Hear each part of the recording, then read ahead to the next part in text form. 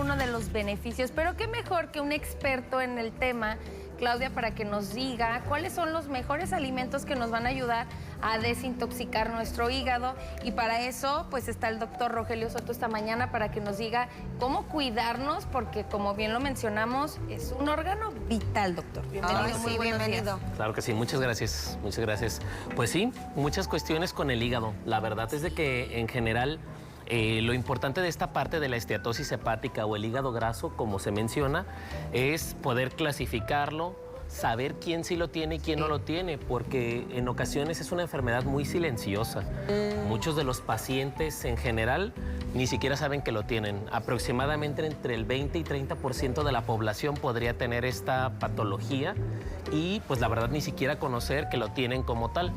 Normalmente se solicitan estudios, podemos pedir a lo mejor un perfil de lípidos, saber cómo está la insulina y la glucosa y un ultrasonido súper básico, esa parte para poder saber cómo está el paciente y de ahí determinar qué es lo más adecuado para él. Ahora, Doc, tengo entendido que los malos hábitos provocan hígado graso, pero ¿cuáles son esos malos hábitos? Sobre todo, fíjate que el hígado graso se clasifica en dos: hígado graso o esteatosis hepática alcohólica y no alcohólica. La mayoría de los pacientes, pues obviamente que consumen alcohol van a tener este tipo de cuestiones por el mismo alcohol. Pero hay pacientes que están relacionados más bien con algunas cuestiones alimentarias. ¿Como cuáles? Alimentos que tienen mucha azúcar.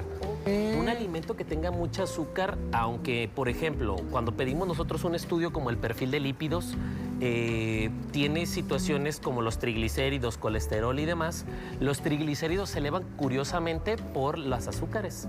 Entonces, dependiendo la dieta del paciente, pues hay alimentos como hasta la fruta que podrían elevar los triglicéridos y estos, a su vez, generar hígado graso. Doctor, ¿por qué es más común ver en personas jóvenes este padecimiento del hígado graso? Antes lo veíamos en personas más grandes y es preocupante porque, como bien lo mencionas, pues no hay como muchos síntomas hasta que ya, creo, el hígado está en muy mal estado, es cuando se empiezan a presentar los síntomas.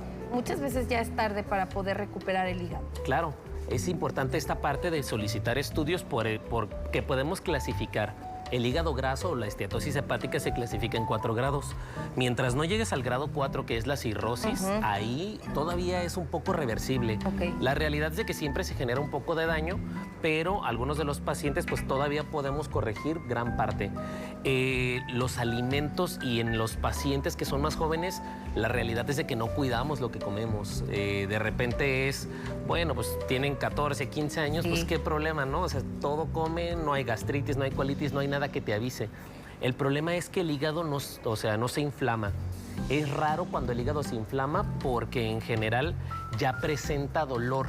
Se llama cápsula de Gleason, lo que recubre a este hígado y que en general puede dar dolorcito. Pero es muy raro, normalmente se presenta más bien con hepatitis o algún otro tipo de enfermedades, pero el hígado graso no avisa, esa es la parte que es importante, pues. Doc, entonces, ¿qué hacer? ¿Cómo darnos cuenta que tenemos hígado graso? ¿O debemos de hacernos estudios cuántas veces al año? ¿O cómo hacerle para saber? Lo conveniente es cuando menos tomar estudios cada 6 meses o una vez al año, dependiendo qué tanto se esté cuidando el paciente o si ya sabe que tiene alguna patología.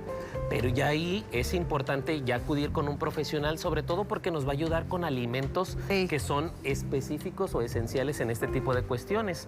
Hay algunos alimentos que la verdad pueden, en artículos se ha visto que tienen muchos beneficios, como cuáles, alimentos que contengan antioxidantes, el jitomate, el brócoli, las espinacas, en cantidades adecuadas, la verdad es que puede ayudar mucho al paciente. También algunos otros alimentos, por ejemplo, como la cebolla y el ajo. Tienen muchas situaciones antiinflamatorias y analgésicas este tipo de alimentos que creo que le pueden beneficiar bastante a los pacientes. Entonces sí se puede de alguna manera regenerar el hígado en etapas tempranas, por ejemplo, una etapa 1 o 2. Claro. Y además, como bien lo mencionas, además de los alimentos que mencionaste, algún otro que podamos empezar a poner en nuestra dieta para cuidar nuestro hígado y no esperarnos a que no nos dé señales y ya estemos enfermos. Claro, fíjate que una de las cuestiones importantes es si puede ayudarnos a revertir el hecho de, dicen las guías en gastroenterología, que cuando es hasta grado 3, si el paciente no presenta, empieza a presentar una situación que se llama fibrosis. Si el paciente presenta fibrosis, está relacionado normalmente con pacientes con sobrepeso u obesidad. Si tú bajas el 10% del peso, la esteatosis empieza a retirarse. Y si bajas el 20%, podríamos hasta revertir un poco de la fibrosis que puede presentar este hígado como tal. Hay obviamente alimentos como lo comentábamos y hay hasta algunos suplementos que podrían ayudarnos, obviamente de la mano de un profesional, para no suplementarnos inadecuadamente. Pero hay alimentos como el cardo mariano, el ácido alfa-lipoico, el omega 3, algunos antioxidantes que la verdad es que en general podrían beneficiarnos muchísimo, sobre todo en este tipo de patologías. Muy bien, agradecemos al público, ya tenemos sus llamadas, mándenlas al QR que aparece ahí en pantalla y nos dicen, cuando una persona alcohólica deja de beber alcohol, ¿se puede recuperar el hígado y cuánto tarda? Sí podría recuperarse, cada paciente es diferente en cuanto al tiempo, pero sí puede recuperarse. La única situación es que deje completamente prácticamente este tipo de consumos, ¿me explico? El hígado, yo les digo, pues es un órgano muy noble, que en general, si le das la oportunidad de que se vaya recuperando con los tratamientos médicos adecuados y nutricionales, la verdad es de que sí podría regenerar, a menos que el paciente ya esté en una etapa de cirrosis. Ahí sí ya no se puede recuperar. Hablando de cirrosis, se comunica una persona con nosotros y dice, tengo cirrosis, doctor, diabetes, no sé qué alimentos comer, ¿qué me recomienda? Alimentos que no tengan azúcar. Eso es bien importante porque... El azúcar se vuelve grasa, claro, al final de cuentas. Se convierte en triglicéridos y los triglicéridos normalmente los metaboliza el hígado. Entonces, el problema es que si ya hablábamos de que el hígado graso puede ser alcohólico y no alcohólico, pues los pacientes que normalmente consumen más azúcar están más expuestos a tener este tipo de cuestiones. Además de que si ya tiene una patología como la diabetes, pues obviamente está contraindicadísimo que le demos cualquier cosa. Es más, yo diría que prácticamente ni siquiera fruta para ese paciente. Okay. Por aquí Carmen, de 62 años, dice, tengo hígado graso, ¿es verdad que me dio por guardar corajes y estrés? ¿Qué hay de las emociones, Doc? Las emociones y por ejemplo, hasta el no dormir puede llegar a perjudicar. Hablábamos también del cortisol y este tipo de cuestiones que en ocasiones nos puede llegar a afectar, y un paciente que no descansa bien y demás, no se ha visto como tal que esté relacionado directamente con un coraje, con algún tipo de cuestiones de estos, pero como sí libera cortisol, al final podría empezar a afectar un poco más ese órgano.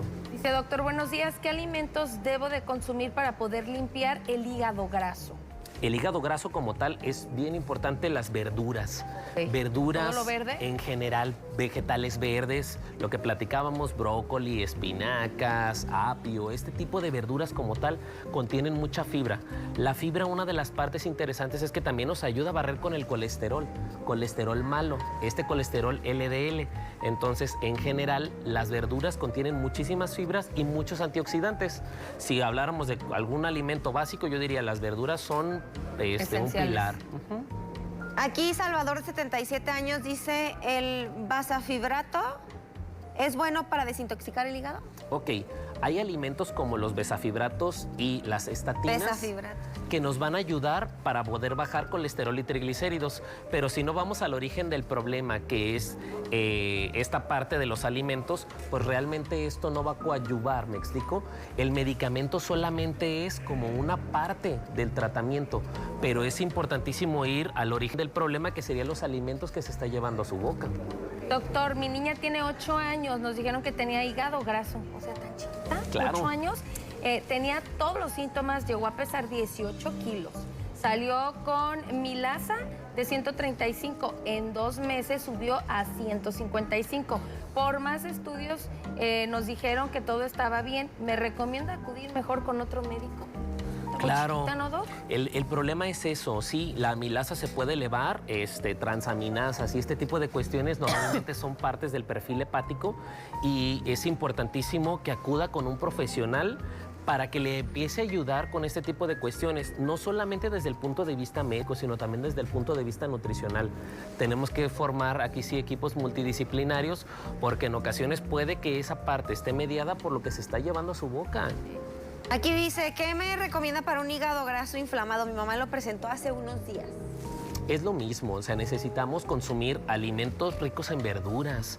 Esa es una parte vital. Creo que en ocasiones los pacientes, por ejemplo, llegan a consulta y es, no, pues vengo a que me ayude, pero yo no como verduras.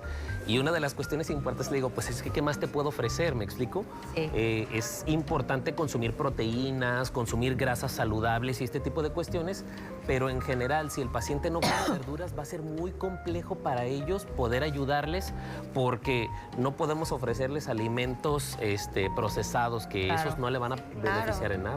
Dice, buenos días, pregunta para el médico. Me detectaron un hemangioma en el hígado. ¿Con qué especialista tengo que recurrir y qué tratamiento debo seguir? Con el gastroenterólogo. Ok. El gastroenterólogo normalmente hay algunos que tienen hasta subespecialidad en esta parte hepática, pero sí sería importante acudir con un médico especialista para que nos empiece a ayudar con este tipo de cuestiones. Hay algunos otros profesionales también que pueden abordarlo desde diferentes tipos de especialidades, pero sí sería ahí lo más adecuado ver el caso en concreto y poder ver con qué se le puede ayudar pues al paciente. Sí. Aquí preguntan que a qué edad es mejor realizarse el chequeo del hígado y quién es quien lo hace, qué especialidad. Gastroenterología normalmente, pero cualquier médico puede solicitar un estudio. Este estudio es el ultrasonido o el ecosonograma, que es una de las cuestiones más comunes que se pueden pedir. Se pide un perfil de lípidos, pero en general cualquier médico está capacitado para poder ver este tipo de cuestiones.